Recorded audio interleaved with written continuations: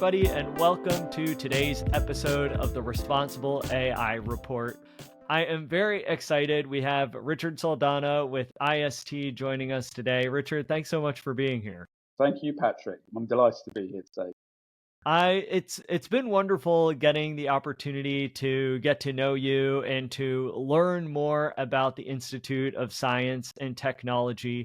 You are of course a founding member of IST's AI Special Interest Group in the UK, and so I'm very excited to have this conversation with you. Starting as a jumping off point, the European Union has launched an initiative to develop a general purpose AI code of practice under its AI Act, gathering experts from academia, industry, and civil society to draft a regulatory framework addressing transparency, copyright, and risk management. And the code of practice, which is set to be finalized in this coming April, aims to balance responsible AI governance with fostering innovation while serving as a potential global model for AI regulations. So there's a lot happening in this space right now. And I know as someone with your expertise and experience in finance and specifically quantitative finance, I'm really interested to hear your thoughts on this. The EU's approach involves extensive collaboration, as I just mentioned, between academia, industry, and civil society to create AI governance. And I'm wondering, Richard, if you can share with us how you believe this approach may impact the effectiveness of resulting guidelines compared to top-down regulatory approaches we may have seen in the past. Okay. Where to start with this? Of course, you're well known, Patrick, that in the United Kingdom, we're not bound by the EU AI Act, which came into being 1st of August 2024. But we will maintain sort of good alignment with that. That's sort of the aim of government. And that's very sensible because obviously the EU is still a major trading bloc for us and will allow sort of easy transfer, both export and import of, in this case, AI developments. I mean, it is for us in the UK, it is still, I would say, somewhat of a grey area in terms of what we're going to do from a regulatory point of view. The EU AI Act is actually sort of a world leader in terms of AI regulation. There are advantages and disadvantages of that sort of first mover advantage, of course. Taking a very sort of positive view of things, it creates harmonization across EU member states. There is everyone knows where they stand from a legal perspective.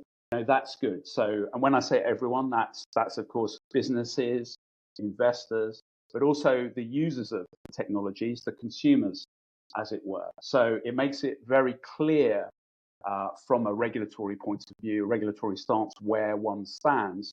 And so, in the event of a failure or some irregularity, it's quite clear how one can go about taking action. So from a market perspective, from a market mechanism perspective or market functioning perspective, it's actually quite a good thing. Now, coming specifically to your question in terms of a collaborative approach to sort of regulation, or what do I do in terms of best practice in terms of AI build, it's great to have collaboration. If I'm a business owner, I want to be consulted on what I'm doing. I want to have an input into any regulation that is going to be drafted. If I'm heard, I'm invested in it. I'm more likely to sort of adhere to what is being dictated, rather than sort of a top-down approach from regulators, which can be awkward in the sense that the regulators aren't involved in the actual business itself. They may misunderstand the technology. They may not they may not understand the technology. But certainly, from a finance perspective, if I've been a portfolio manager. As a portfolio manager, it is almost unheard of for a regulator to have been involved in trading activities. There is the sort of things that one can learn from a textbook, but the actual practicalities are often, can be quite different. And so a person who's not versed in the sort of practical aspects of a business drafting regulation can mean that there's a bit of a disconnect there. Yeah, I mean, collaborative approach, fantastic. The problem is that we're now talking about collaboration with whom? There are many people that the regulator needs to collaborate with. Finding an agreeable consensus among all the participants is often very difficult. It can get bogged down in sort of debate, endless meetings, etc. Can we come to some general consensus that is sort of workable for everybody? There are disadvantages with that approach. Also, the regulation that in sort of trying to keep everyone happy all of the time, the regulation can end up being quite grey, open to interpretation, or even opaque in terms of how it's drafted in the end. So it's really difficult. Yeah, I think you make a really good point as well, Richard, that it's rare that regulators are even involved in just one industry like finance, but to be able to regulate AI across multiple industries is certainly a challenge. So I'm very curious to just see how this evolves over time. That really leads me to my next question. I'm wondering, from your standpoint, and just given your extensive experience, for the EU AI Code of Practice, how does it remain relevant and adaptable, or how do you think that it's able to remain relevant and adaptable while still providing meaningful governance? And how can we ensure that the code evolves alongside the technology that it regulates? Yeah. So my view is that a principles-based approach is probably the right approach here. It is along the lines of the Financial Conduct Authority in the UK in terms of how they regulate behaviour in financial markets amongst the financial institutions in the United Kingdom. The emphasis is on essentially doing the right thing, making the right decisions. You're essentially free to run your business in a manner that you deem to be appropriate. We're going to specify some principles in the way that company should be run, i.e., in terms of maybe knowing your clients, treating them in a fair manner, making sure you market yourself in a clear, fair, and not misleading manner. Those sorts of things. And I think the same sort of approach, using principles rather than hard and fast rules, thou shalt not, do the following, is probably the right approach. The other thing is that I think people are crucial.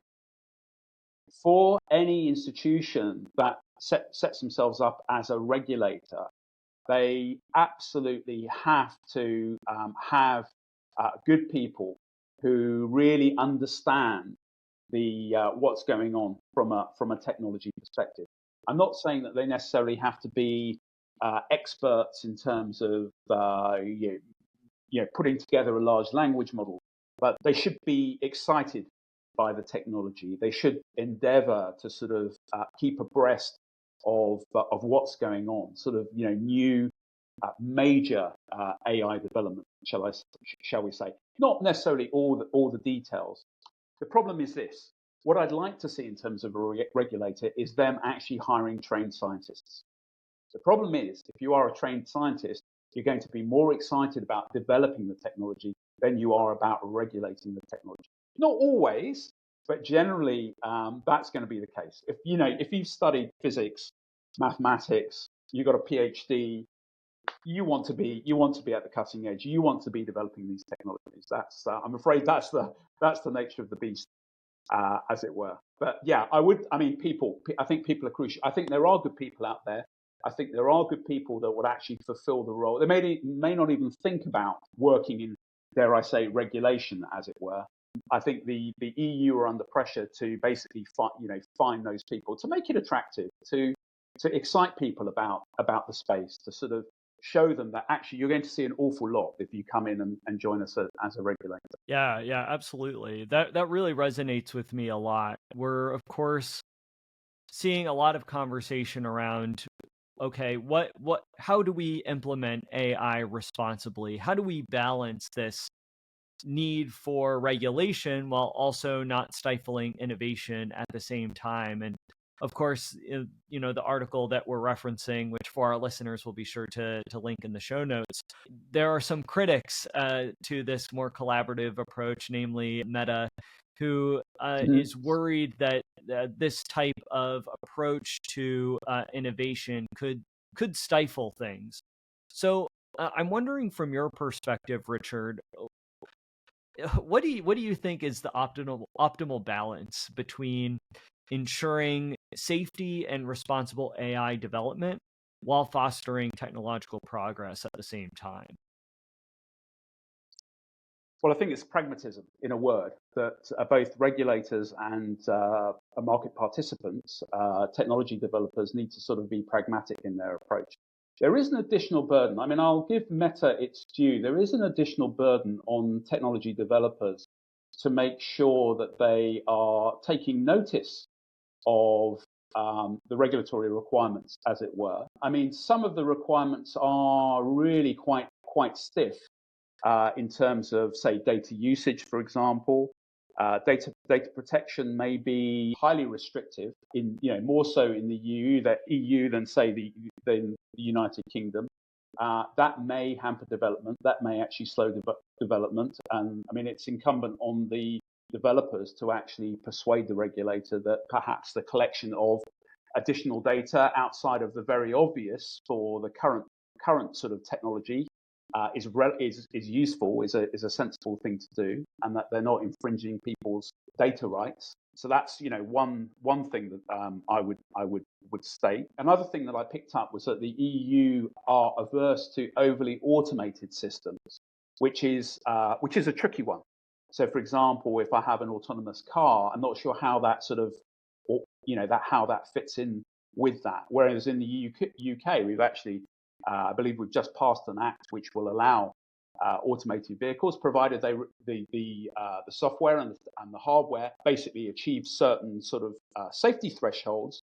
I think those are now allowed or will be allowed on the United Kingdom roads. So, but that is a heavily automated system, of course. So I'm not sure how we sort of square the circle from that point of view. I mean, I think a supportive regulatory environment actually enhances development, perversely, in the sense that, again, coming back to the fact that everyone knows where they stand from a legal perspective, and where they stand from a regulatory perspective, more generally, means that, if I'm an investor, it's quite conducive to investment. And I know, because governments are looking at AI development seriously, I'm prepared to sort of invest my dollars there. And actually, that inward investment is promotion of technological advancement in itself. And the other thing is it fosters collaboration between different firms, but also academia and industry, etc. Rather than, I'm not quite sure, where the regulatory axe is going to fall. I'm going to keep it all to myself. I'm just, here, I have my own company. I do my own thing. I'm not going to share with anybody else. Don't want to talk to anyone in academia, etc., for fear that what I'm doing might be stifled in some way. There are pros and cons. I think we see how this thing develops. I mean, I think we're playing quite a good game in the United Kingdom in sort of observing what's going on in the European Union, essentially, or trying to adhere largely to EU, or maintaining some sort of alignment with EU regulation, but not being committed to that in the event that it doesn't sort of make sense from our perspective. Right, absolutely. It's this finessing act, I feel like, that we're all trying to figure out, okay, what is too far, but then also what is what is safe within kind of the guardrails that are starting to take place. It's really going to be fascinating just to see how things evolve, even within just the next year. As you well know, this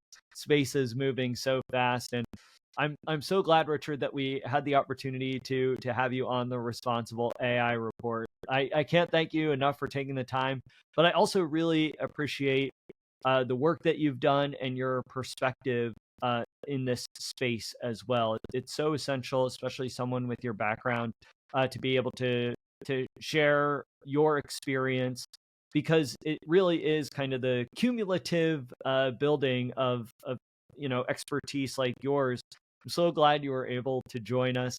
Before we part ways, I'm wondering if you could just share with our listeners where they could find out more information about you, your work, as well as IST. Sure. Well, Patrick, look, it's been a delight to be here. Thank you very much for inviting me. I teach at Queen Mary, University of London, so you can find me at qmul.ac.uk. So just punch in my name and type QMUL, I'll come up there. If you want to find out more about the Institute of Science and Technology, you can find out about that at istonline, or one word, .org.uk. So we've got a website there. One of the things that we're particularly focused on is an accreditation program, a professional accreditation program, which is available to everybody worldwide. And that is essentially, we will vet you in terms of your AI technology skills, and also things like ethical responsibility. And there are 3 levels of professional accreditation depending on where you are in your career. And that's one of the key things that we've been responsible for developing. So it's a very practical way in which we provide people with additional endorsement of their skills. So as I say, IST Online, all one word, .org.uk, and all the details are on that website. And you can find out more about the IST AI Special Interest Group, and also about how you go about joining the IST.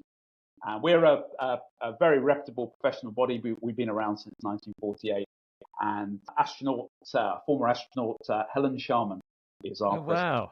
wow. Well, that's great, Richard. I appreciate you sharing. For our listeners out there, I'll be including those various resources in our show notes.